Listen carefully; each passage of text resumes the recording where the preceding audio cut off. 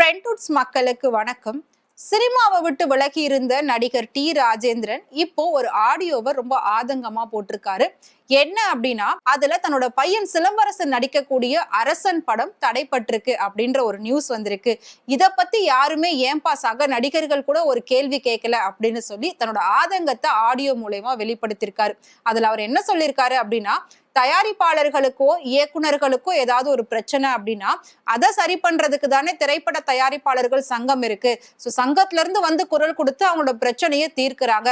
அதே மாதிரி ஒரு நடிகருக்கு பிரச்சனை அப்படின்னா ஏன் எந்த சங்கமும் முன் வர மாட்டுது, ஏன் எந்த ஒரு நடிகரும் முன் வந்து இவருக்கு குரல் கொடுக்க கூடாது அப்படின்னு சொல்லி தன்னோட ஆதங்கத்தை வெளிப்படுத்தியிருக்காங்க.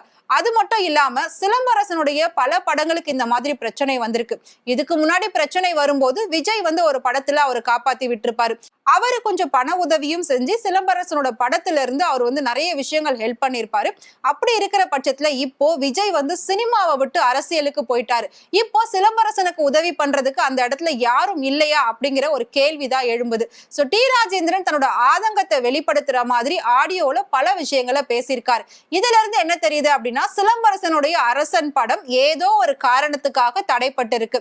ஏன்னா ரீசெண்டா சிலம்பரசன் விஜய்க்கு சப்போர்ட் பண்ணி வீடியோ எல்லாம் போட்டிருந்தாரு. சோ அதை வச்சு இதை யாராவது வந்து வேணும்னு பண்றாங்களா அப்படின்னு, அதாவது அரசியல் நோக்கத்தோட இதை யாராவது வேணும்னு இந்த படத்தை தடை பண்றாங்களா அப்படின்ற மாதிரி கேள்விகள் எழும்பிக்கிட்டு இருக்கு. சோ விஜய்க்கு சப்போர்ட் பண்ணக்கூடிய யாருக்கா இருந்தாலும் இதுதான் நிலைமை அப்படிங்கறது சொல்ல வராங்களா அப்படின்ற மாதிரியும் சிலம்பரசனுடைய ரசிகர்கள் எல்லாமே கேள்விகள் கேட்டுட்டு இருக்காங்க.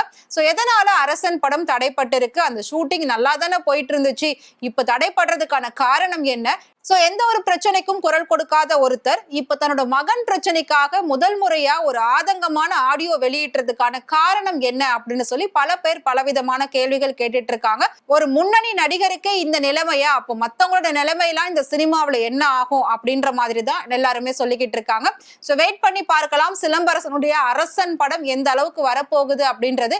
ஏன்னா மக்கள் கிட்ட அந்த படத்துக்கு மிகப்பெரிய ஒரு எதிர்பார்ப்பு இருந்தது. வெற்றிமாறன் அண்ட் சிலம்பரசன் காம்போ வேற லெவல்ல ஒர்க் அவுட் ஆகும் அப்படின்னு நாமளே நிறைய விஷயங்கள் பேசியிருக்கோம். ரசிகர்களும் ரொம்பவே எதிர்பார்ப்போட இருந்தாங்க. இப்ப அந்த எதிர்பார்ப்பு என்ன ஆக போகுது அப்படின்றத வெயிட் பண்ணி பார்க்கலாம்.